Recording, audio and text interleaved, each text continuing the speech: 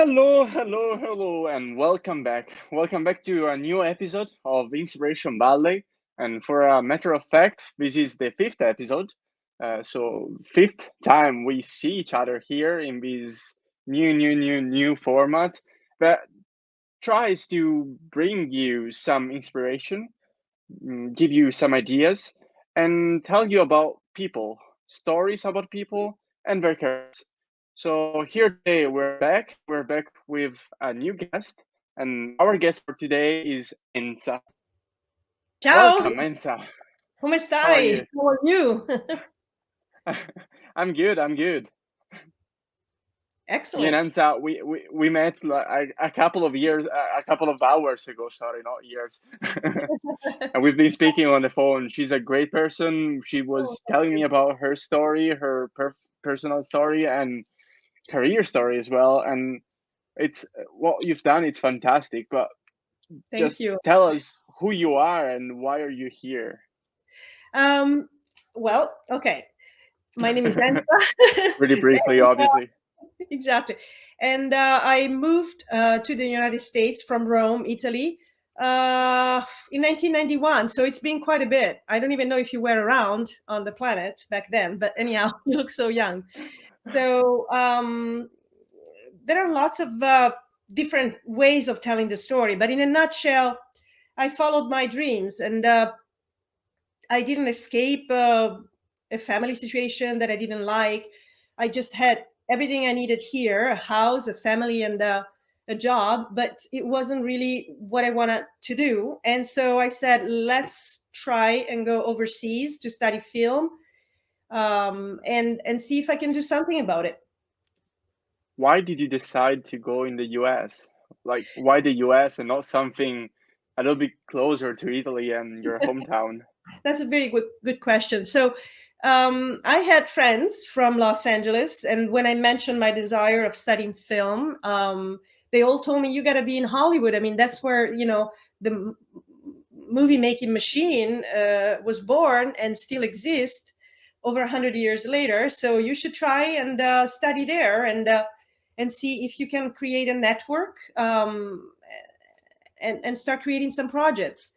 So I had many stories. I mean, I always been fascinated by photography and film and theater, and since I was a little kid, I was part of my theater parish group, and I wasn't camera shy. I'm more shy now than then, but I truly enjoy the arts in general, primarily filmmaking, because I think it's a complete language. It's a way of telling stories with mm, characters and music and cinematography. It's very complete. It's a very complete, sophisticated art form that encapsulates so many art forms. So, but I guess the aspect of the story that you might be interested in, Rinascita Digitale, is when I literally bumped into Apple.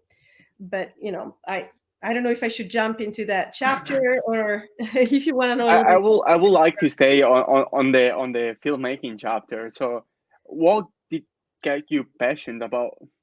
Like, how did it happen? How did you discover filmmaking? And Well, as a young girl in Italy, I grew up, as many other, child my age and my generation, with black and white silent movies like Charlie Chaplin, Buster Keaton, and I fell in love with Chaplin's lifestyle and also the way he was telling his stories, like modern times, and how he was emphasizing the importance of being unique at the same time, in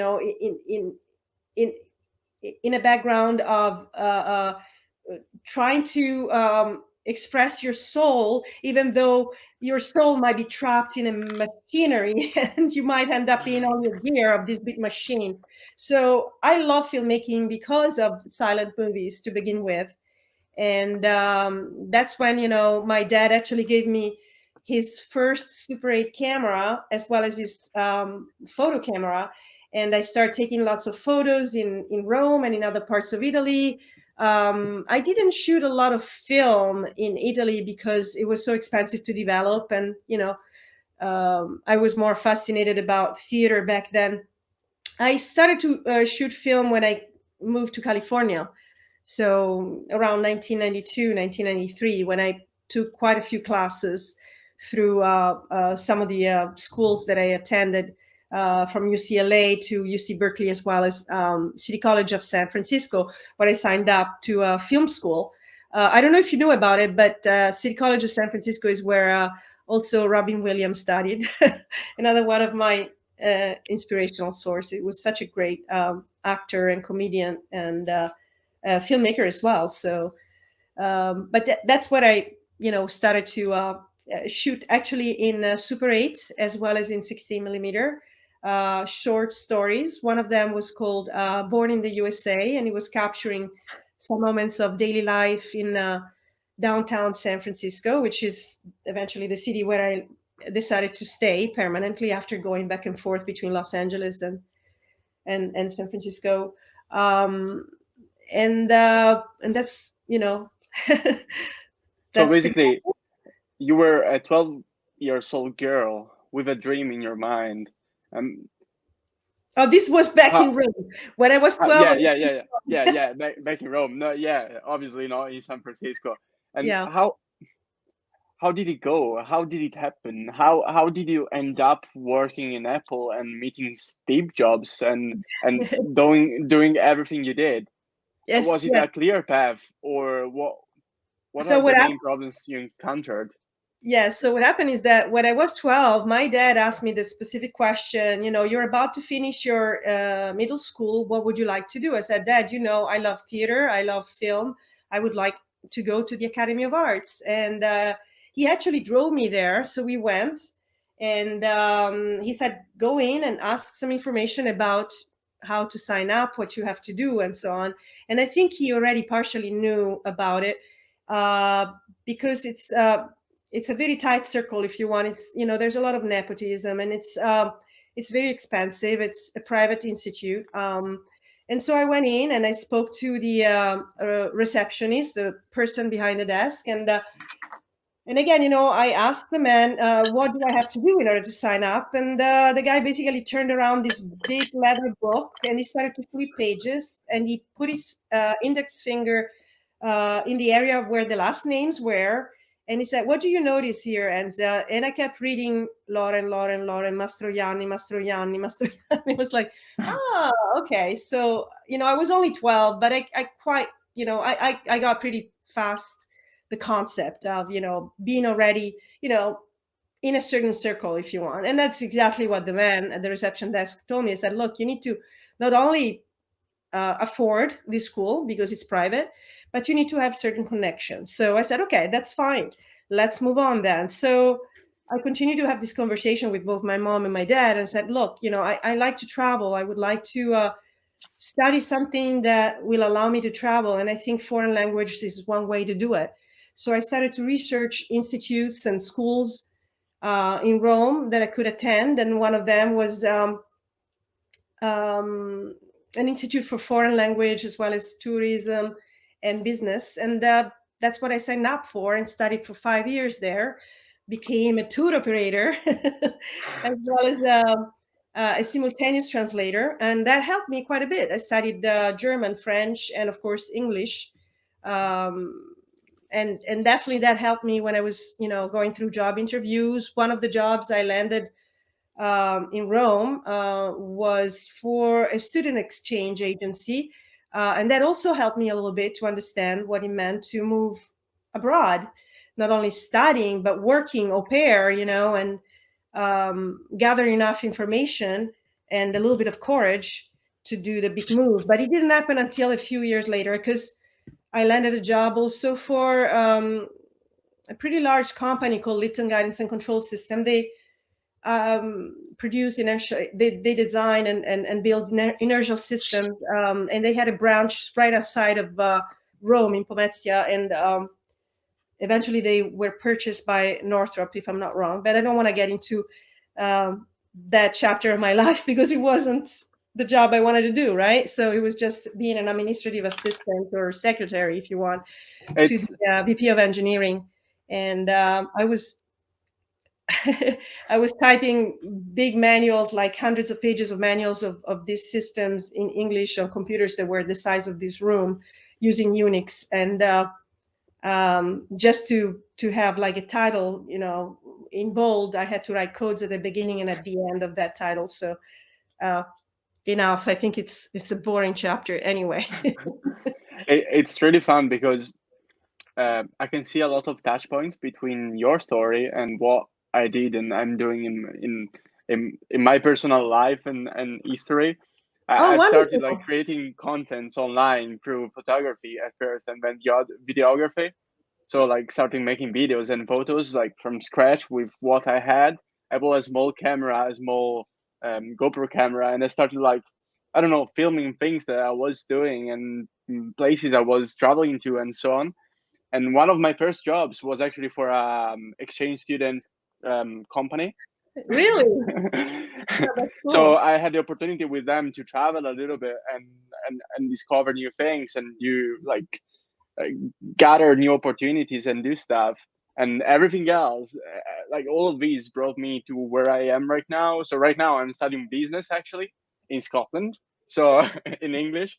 So yeah, a lot of touch points and things that are That's very connected. interesting. Yeah. And so But that's why Inspiration Valley came to life, right? That's my understanding.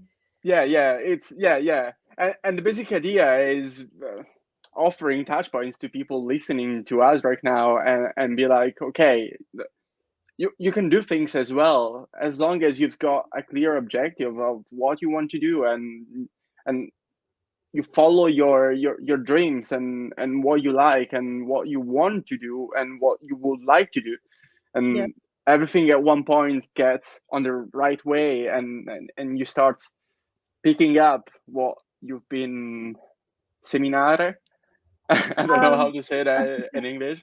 uh, well, you can, I would assume you want to Raccogli ciò che put a semini. seed, like you want to put a seed, or you want to cultivate something, you want to grow something. Yeah, I Yeah. totally hear you. And to answer to your question again, the long story short, well, I don't know how short it's going to be, but anyhow, um, after I spent a few years down in LA working on the set of various films and documentaries and producing my own, I moved back to the Bay Area, and I was trying to get a hold of some dear friends of mine, Italian friends who were chefs, because one of the projects that I wanted to develop had to do with Italian cuisine, the simplicity of Italian cuisine, especially after observing for a few years the way students were eating in cafeterias, and um, even more so in the Silicon Valley, where, let's say, eating was more of a nuisance between a coding and meetings, and everybody's so geared to get to the next innovation, and there's very little time for appreciating what we eat. So I reconnected with these friends of Especially mine. like in Italy. In Italy, Yeah, we've got like yeah, a special culture towards food, but in yes, any yes, other country, if you're a workaholic or something like that, workaholic. Yes, workaholic, yeah, workaholic. yeah, sorry. Yeah, Uh, Sometimes you spend your whole day on the computer or doing your things and you forget about eating. And when yes, you actually realize that you didn't have lunch or you didn't have dinner and it's like yes. 12, you're Well, like, it's okay, 12 I'm gonna noon. put things in the oven, Yes, let yes. them cook. And then at one point, we realize that I'm very hungry, that I want those. Yes, absolutely. So anyhow, so that was the idea, trying to put together a documentary about how easy it is to put together something very basic and healthy, avoiding, fast food, right? So I reconnected with these friends of mine, Francesco Longoni and Luigi Passalacqua. And unfortunately, I didn't find them where they used to work at the Il Fornaio restaurant in the city. They moved on, and they wouldn't give me any contact information for privacy reasons. So I left mine, and I said, look, if you come across to them, or if you can talk to them and let them know that I'm looking for them, I would love to reconnect, because I was gone for at least 3 years from the Bay Area. So it's very easy, by the way, and that's one point that I wanted to make. It's very easy to break all those networks that you created if you keep on moving. So it's challenging. You take a chance, but you have to do what you have to do. So my choice was not to continue pursuing master's and PhD in filmmaking, but rather work on the set and learn the lingo of whatever happens on the set for real, not in the books. And believe me, they're two different universes. What you study on the book is very important, but what happens on the set, it's something completely different, especially on a large production scale. So There's and I'm a specific human factor, I think. Sorry? In every job you do and everything you do, there is a Yes. specific human factor that gets involved. Yes. You actually start like realizing that you work with people, and Yes. it's not all about theory and all about the things that you know and the knowledge you've built. Is a lot about relationships and relating to others and learning how to cooperate and work in a team or leading a team on and so on. Yes, So yeah, hands-on. I call it hands-on, and that's what I liked about, especially City College of San Francisco. My first choice was State University in San Francisco, but they had a close number of students in film school, and I had to wait for another semester, and I didn't want to waste any time, so I did my research. Found out that the same professors that were teaching at the film school in State were also teaching at City College of San Francisco, and I decided to pursue that school because I didn't have to wait. And again, I like the fact that Robin Williams studied there. So, well, Harvard is not Yale, but who cares? As long as we have good professors, good books, and a lab that will allow us to use editing systems and cameras, and the support of a department that back then was pretty good. So, where was I? So yes, carpe diem, seize the day. So I decided to spend that amount of time after studying at City College in Los Angeles. And then from Los Angeles, after 3 years or so, I moved back to the Bay Area, contacted my friends. Eventually they got back to me, and Luigi said, why don't you come over and visit us? Just go on 280 South and look for those white buildings with a rainbow apple logo on the front, and come see us. So I again took my courage again, because I didn't feel adequate. I said, I don't know much about computers. I'm not a computer scientist, and where the heck am I going? And the only thing, though, I kept thinking is that logo is the same logo that is on my laptop that I use on a daily basis for my chores. So I decided to go. I met with Luigi. Luigi explained to me that upon Steve Jobs' invite, they went to Apple, and shortly after, Steve rejoined Apple from Next, and they rebuilt entirely the cafeteria from scratch, transforming it into like a 5-star, restaurant, literally, and they called it Cafe Mac. So in Cafe Mac, you could eat anything from delicious Italian food to sushi, to Singapore style spicy Chinese food, anything you wanted, 3 meals a day for all the Apple employees in the then headquarters of Infinite Loop in Cupertino, Silicon Valley, California, and eventually today for Apple Park, the new headquarters, also in Cupertino. So, and so Luigi basically told me, yes, we'll give you a hand to do the documentary, but come and help us because we're getting so busy. I mean, we went from a few hundred people tasting our food to now thousands, coming also from the neighboring buildings and from other companies, because our employees are bringing also guests. So it's busy, So I jumped in and I said, yes, I can do this. I mean, I'm not a teenager anymore. But hey, if I can help, I'll help, and I'll learn more.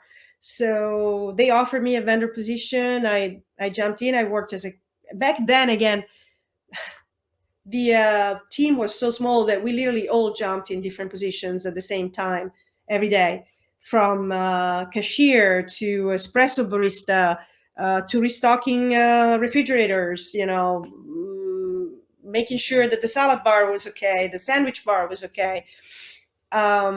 And the good thing about Cafe Mac is that it's one of those places. And by the way, the original Cafe Mac is still there at Italy Loop. And Have you ever went back? sorry. Have you ever gone back, Oh yeah, like of course. Yeah, recently? yeah, yeah. Oh yeah, Like yeah. I was having there. a meal there just to remember the old times. Yeah, yes, absolutely. Has it changed since then, or is it Oh yeah, still kind of the they same? redesigned. Of course, they redesigned to accommodate the ever-growing number of employees that Apple has now hired. And but the location is the same. There are lots of memories there, good memories. Are your Um, two friends still there? yes, of course, yes, yes, yeah. So, but yeah, that's how I started, and so I met many people. So Cafe Mac was a place where Steve used to go have his lunch very often, as well as all his teams of developers, and so that was the beauty of being in that place at that time. Meeting various people. Excuse me. I just No worries. developed a really bad cold, and I apologize if I'm gonna lose my voice in the process.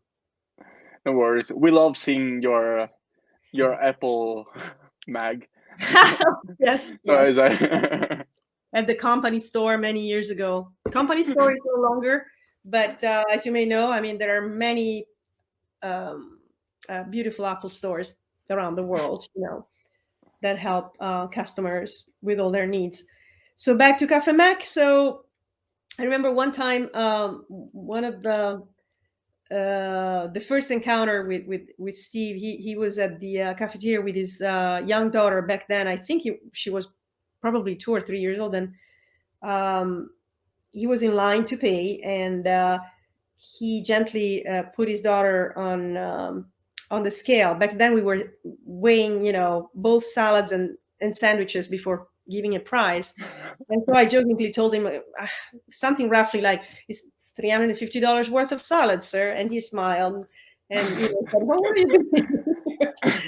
So, and I said, "Well, I'm here, learning and working with a great team. And so, what do you do?" I said, "I'm a filmmaker." I said, "Oh, okay, another one of those."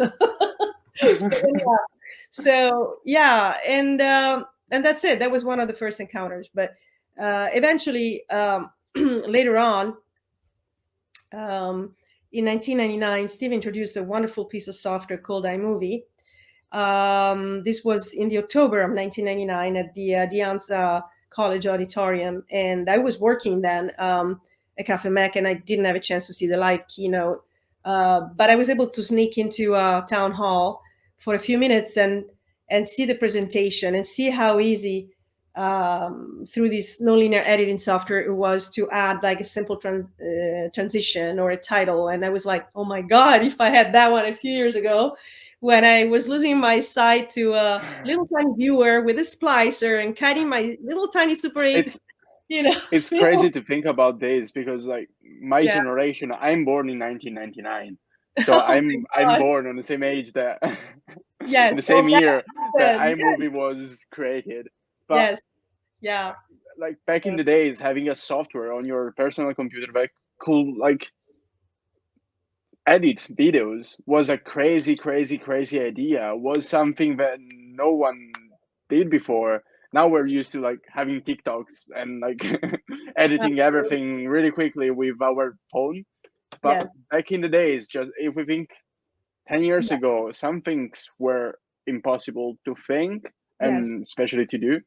So Yeah. like back in the days, I imagine that when you were like when you started making films, you were actually like handling the films and like connecting the Yes. films and doing Absolutely.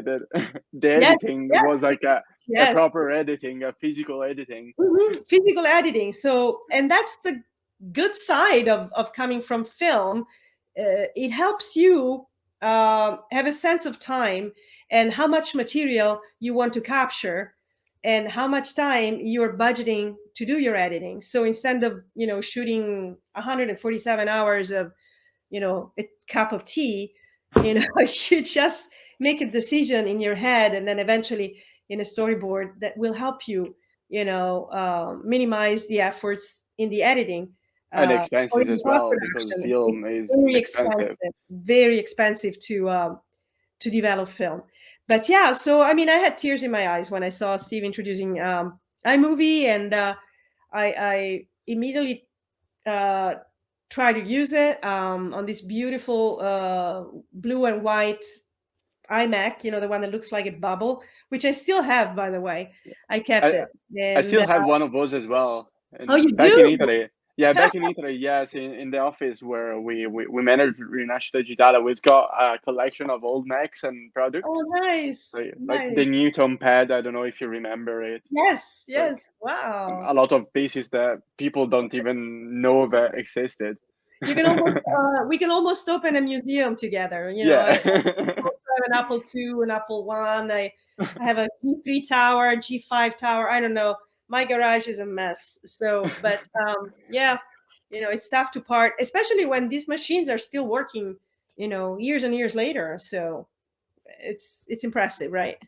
Yeah, absolutely. So you were saying Steve So Jobs yeah, introduced yeah. So iMovie? basically, I immediately picked up on the software. I started to not only buy books but look for courses that would explain to me a little bit more about digital video and audio and editing, because again, film is a completely different beast altogether.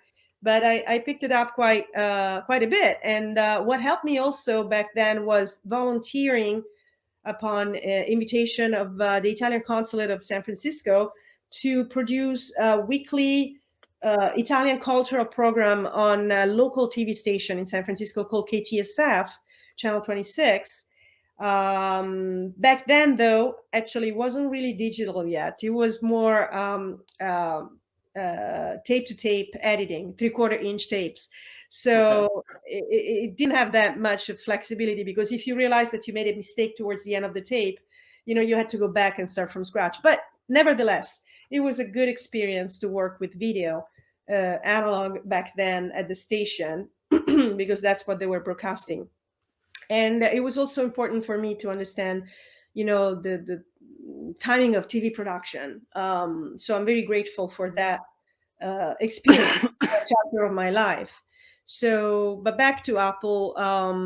So I started to produce some of these iMovies, which they were used for training purposes as well as for promoting what the Mac was capable of doing, when none of this was really happening around us. And when, if you wanted to edit your own video, you had to rent like an Avid suite for I don't know how many thousands of dollars a day, including the editor. So Steve and his team, I mean, Apple really revolutionized, or let's say that not only they made a revolution, a digital revolution for so many artists that didn't have the opportunity or the financial possibility to create video, but they allow them to do it themselves, without having a background in computer science. So one of these movies that I produced upon a story that I reread that my parents shared, I decided to shoot during the Thanksgiving break of the year 2000. And it was called Swing Dance. And it's basically the story of this elderly couple that are remembering when they were younger, and they were like dancing together. And so I, shot it and cut it in a movie, and put it on a CD, and decided to gift it to Steve for that Christmas. And I put it in an envelope in a note saying, this is not a blockbuster. It's not a professional video by any means, but it comes from my heart. I hope you like it. And it's a way to say thank you for making this wonderful software. And that's it, and then next thing I know is back then I was still working as an advertising coordinator in the worldwide marketing communication team at Apple. I found myself at the keynote, and the keynote is the presentation of the new Apple product, software and hardware, at Moscone Center in San Francisco, California. And I was thrilled. That I was, pinch me. I couldn't believe it. And so I was sitting next to Frank Casanova. Frank is still there. Great guy, great musician. And back then he was VP of QuickTime. QuickTime was the backbone of this nonlinear edited software, not only iMovie, but also Final Cut Pro. And so at a certain point, Steve starts to introduce this new piece of software called iDVD, which is a software that allows you to author your own DVD. And he starts dragging and dropping various video clips. And one of these, actually two of them, because I completely forgot about one of them, it was the swing dance, and the other one was these film students. These students put together, some students that I coached, called Gravity, about the theory of gravity. And the keynote is still out there on a YouTube channel. I think I sent you the link. But anyhow, so Yeah. I couldn't believe my eyes, and I'm kind of shy when it comes to this part of my life. I rarely talk about it because, I always think about the billions of artists out there that are a million times better than I, and who am I to, sit here and tell this story? But yeah, why not, right? So he basically introduced the video that I made by saying this was done by a very talented Apple employee with iMovie on a Mac, and then he played, quite a few seconds, maybe the first 10, 15 seconds of the video, if not more, just to give an idea of what you can do with this software. And I had tears in my eyes again, and I was like, I can't believe, I wish my parents were here. It's like, oh, Yeah, that's it. you're so basically you made this video for Steve Jobs. You gave it to him as a Christmas present under the Christmas tree, and he opened it, he liked it, and he used it during the presentation of a new software without you knowing, and like as a surprise. I think it was more of a surprise for you than it was for him for Christmas, right? We can't hear you. I think Sorry you about stopped. that. Yeah, no Exactly. It worries. was one of the best Christmas gifts ever. I just, I was speechless. And it was like, somehow we connected, right? And as I said later on, and maybe you'll be able to read it, I don't know, maybe next year or the following, as I'm writing this book, this, story of my life overseas. Um, it gave me hope that, again, unknown artists from all over the world might have a voice eventually. After the keynote, one of the first person who actually hugged me very tight was my then supervisor, Sissy Twiggs, who basically said, Enza, I'm so happy for you. The only thing I wish Steve did, I wish he said your name, because your path, the doors that he could have opened for you, you could be like directing music videos or whatever. And she was having tears in her eyes too. So we were both kind of crying, and I was like, it's fine. I mean, this is something that I wasn't expecting to begin with, and it's so beautiful that it's fine. Everything's good.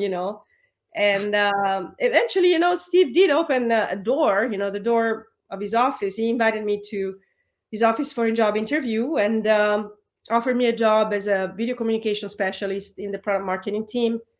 Um, and he basically asked me to monitor what people were doing with iMovie on the Mac, and to see what they were capable of doing on their own without having an engineering background, without understanding what nonlinear editing is. Because one thing that I learned from Steve is that the simplest is the piece of software, the more elaborated it's in the back. But that should not be a concern of the user. The user should be able to jump in and start using the software without using many manuals or going crazy, trying to figure out how to add a title, for example.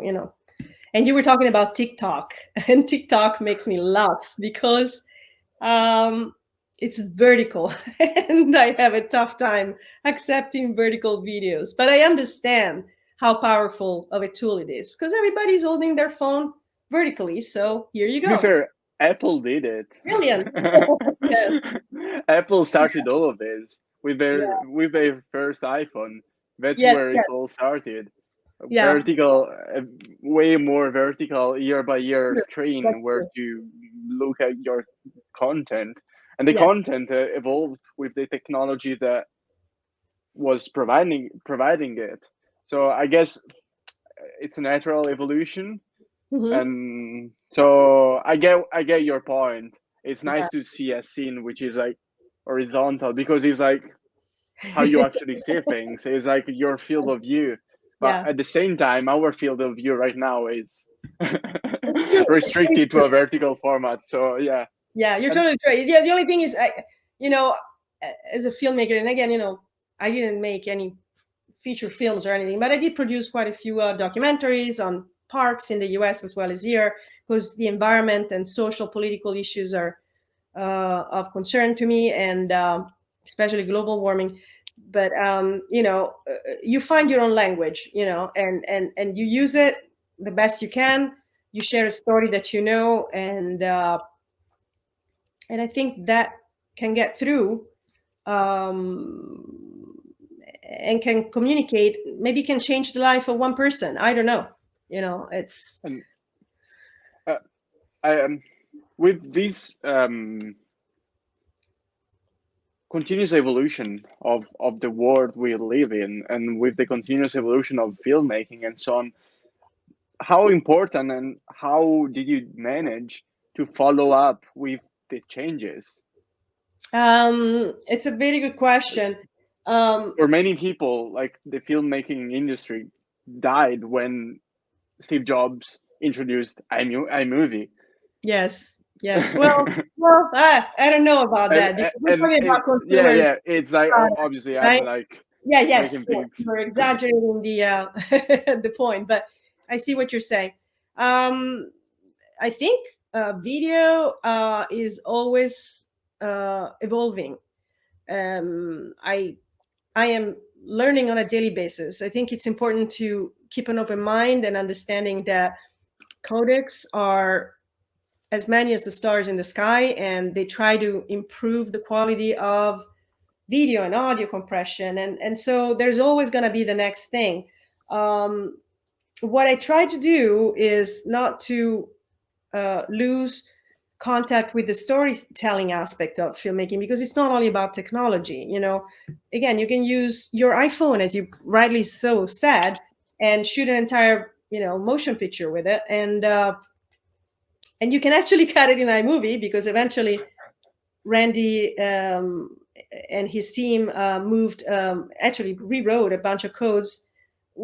He accepted our challenge. When I was in the QA team of the video apps, we told him, say, it would be so nice to have this thing on an iPhone or an iPad, but it's impossible. And he was like, who says? Of course it's possible. And again, It eventually, was possible. yes, It we is. got him in. Yeah, here it is. This guy here, the little star. I don't know if you can see it, but yeah, I was just, So anyhow, this is it. You can actually do your films in iMovie on a phone, and I think again, it's important that yes, we definitely have to keep up with technology. We need to make our Lifelong learning. yes, yes, and decide what's best for us, how we can tell the story, uh, without needing to have a huge crew or like a huge budget, because um, what it really matters is to again preserve the originality of your storytelling, and to tell the story that and and to captivate the audience by telling them, look, this is not something that I'm the only one capable of doing. This is something that has been done for you. This is something that you can use every day if you want to, and you don't have to be a rocket scientist to do it either. You just have to be uh, connected to your life experiences, and what made you feel happy, and what makes you feel happy, what is of value to you. Yeah, I think this is a really good message to follow. Like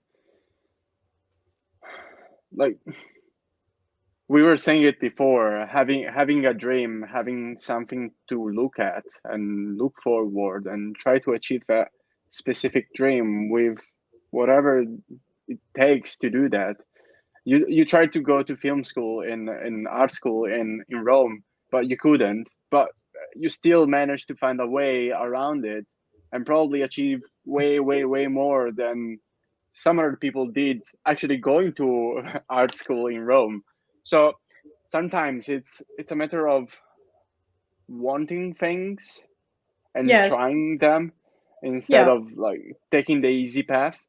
Sometimes Mhm. the hard path is the one that makes you grow the most and like makes you gain the most and meet people and do things in the meantime and so on. So if you hadn't accepted the job offer at the cafeteria at the Apple headquarters, you wouldn't have been working for Apple for 20 years. You Yeah. wouldn't have met Steve Jobs, one of the greatest mind and and people and entrepreneurs of the last 20, 30 years. So it's a matter of taking opportunities and trying to do things without stopping, I think. If Yes. you can confirm, obviously. Oh, no, no, absolutely. I totally agree with you. It's like not being scared of starting all over again. And believe me, it's hard because you go to a foreign country and they tell you, "Did you study?" Yes. Okay. What did you study? I studied this. Well, we don't recognize it here. Okay, you got to start from scratch. Fine, let's start from scratch. Then you do everything, and then you move to a different city, and they say, "Did you study this?" Yes, I did. Where? Here. Oh, well, but we have a different kind of way of teaching that, so you got to take this course. So it's like a puzzle, right? Or if you want, it's like a chess game, and you got to keep on moving and making the right choices for yourself, of course, your family, and and try to be hard-headed too. Perseverance is one of the qualities that I've been told I have to sell. So I mean, you sent a present for Christmas to to Steve Jobs. It must take a little bit of courage. Be yeah, like, believe me, I was scared. At the same time, I was so happy. I said, "This is the only thing." Instead of just saying "Merry Christmas," I want to do something for him and his team because they created something that is so beautiful, and it's going to help so many artists around the when world. he invited you to his office, you told me he was either going to fire me or give me a promotion or offer me a job, but you still went in the office and you Yes, still went in and took yeah, the chance to actually get a promotion or change job and change role and make your life better and go towards your dreams. yes, absolutely. Yeah, I definitely didn't say no. I just stay open minded, and it was nice. It was a nice encounter. We spoke about everything, Italy and Tuscany. He and his family is big fans of Tuscany and Florence, particularly. They love it, and it was very nice. It's and then I don't know. I think I'll put some other stories in the book that I'm writing.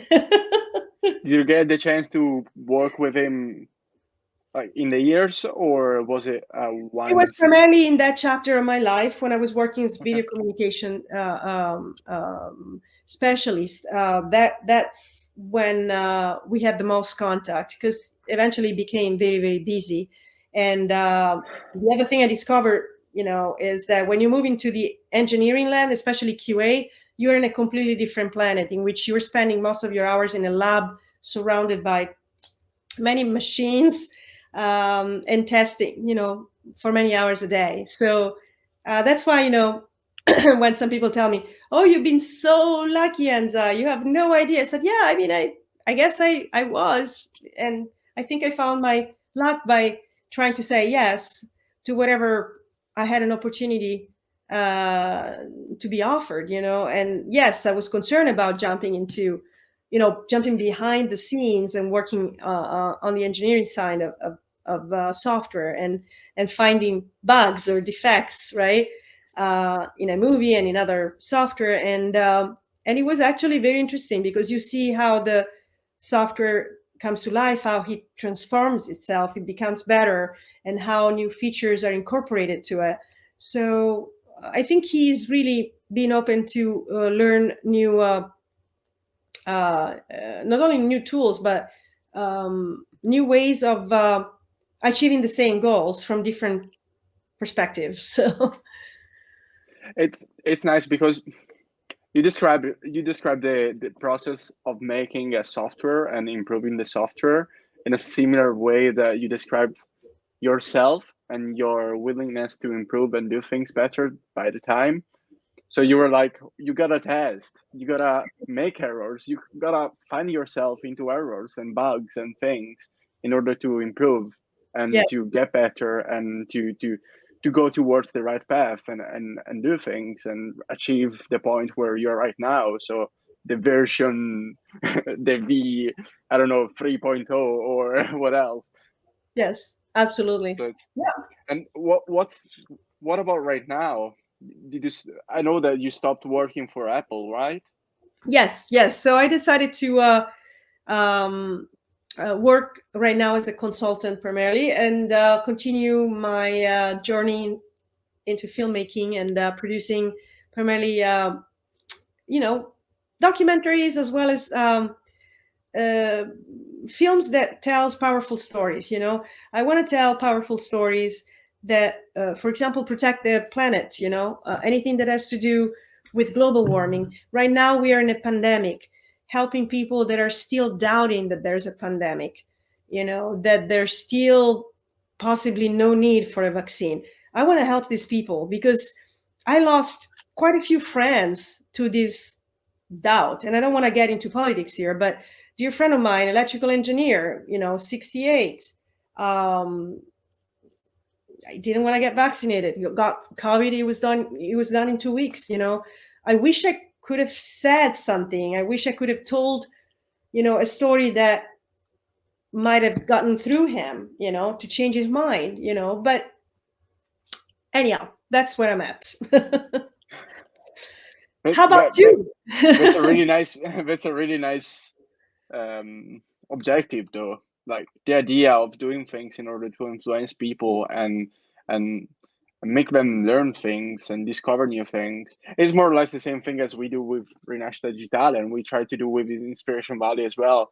The name Inspiration Valley comes from the idea of getting people to watch these live streaming or watch it like on demand and get inspired, get to know things, pick things up, and be able to live a better life.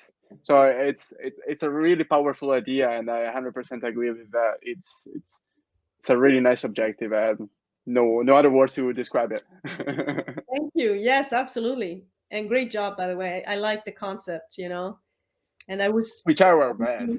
yeah, I was going through some of the other interviews. I was a little bit nervous, starting this one because I didn't know exactly what I could add to all the other speakers you already had. But I'm glad I did. Yeah. Yeah.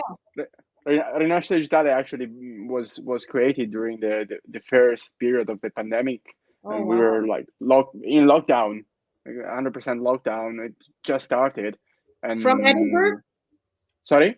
From Edinburgh? No. I was back in Italy. Well, I didn't start. I took a gap year and Okay. started working with my dad, and then the pandemic happened, and we were home doing basically nothing because it was like the first period where nobody knew what to do, and we're Mhm. like, okay, we can do something to help people going through these difficult times and actually learn things and get to know new stuff. So we started live streaming with a lot of guests and people that we knew, and this thing took off, and I think we had more than 50,000 people that gathered and subscribed to the platform in order to follow contents. We produced 1,500 hours of video content in live streaming, and you know how much it takes to produce videos, that amount of video. And Beautiful. so yeah, that's what we do, and yeah, and right now I'm in Edinburgh for studying business and trying to improve things and continue doing things in order to help people. And yes. Very good. I'm glad to hear that. And again, one more thing I might want to add is, and actually I did write it here because I didn't want to forget, and then of course I did. It's I think what I can suggest to those who are watching this video or will watch the video, because you said it's going to be available afterwards. Steve's greatest lesson, I think, it's his passion, his leadership, and much of his message is actually encapsulated in the 1997 Think Different campaign. The people who are crazy enough to think they're going to change the world are those who are who actually do. Apple builds tools for them.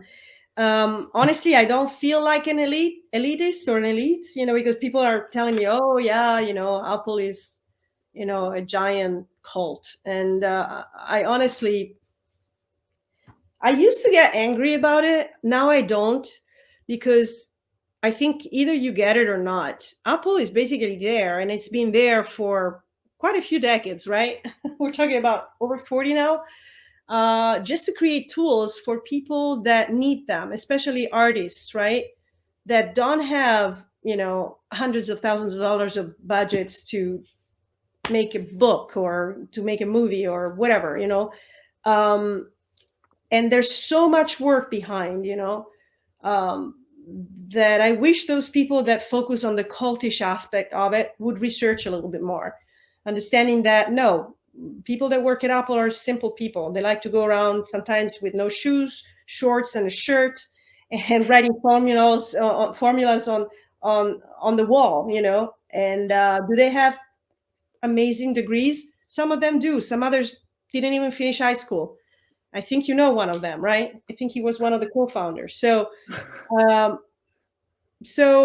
it's a mixed match of people that have a lot of creativity. Very often they're not only geniuses because they come from a, computer science background or mathematics background, but they also love telling their stories. And I think it's important to keep that in mind, when you choose to create content.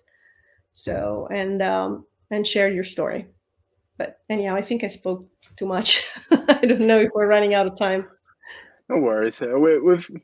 We're just perfectly on time, I would say.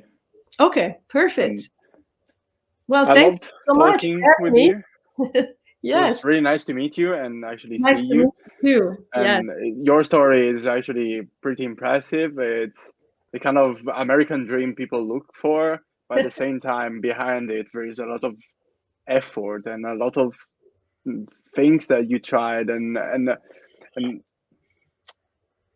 the persistency you had, I think, is the inspiration that we should take from your story, and the idea of trying to reach our objectives always, and trying to do the best we can in order to get there. I think is the best lesson that you could have taught us today. Thank you. Absolutely. And thank you for sharing your story too. No worries. No, I'm quite used to it. Okay. Well, it's been really nice meeting you. Yes. I hope, I wish you a good night and a good evening, and also a good life and good things for your future. I'm sure that things will happen. Yes, absolutely. Same to you. Best of luck on Inspiration Valley as well as all your projects. I'm looking forward to see some of your photos and some of your content on your website. Absolutely. Let's keep in touch. Absolutely. Yes, and happy holidays. You too, exactly. It's the last episode before January, so it's like before the holidays. Happy holidays to everybody. It's the first time I say this year, but Merry Christmas and Happy New Year, and see you in January with the 6th episode of Inspiration Valley. Bye. Ciao.